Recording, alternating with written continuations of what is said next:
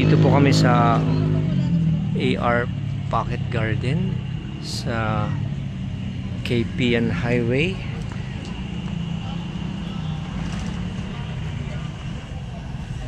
Sa San Jose del Monte, Bulacan.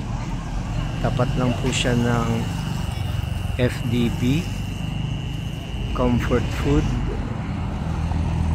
and FDB Cafe, na halos hilera lang ng OK Cafe.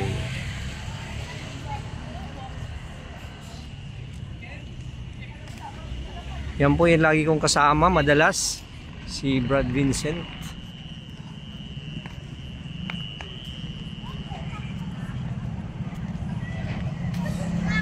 Halos maghahating gabi na po dito sa San Jose del Monte, Bulacan.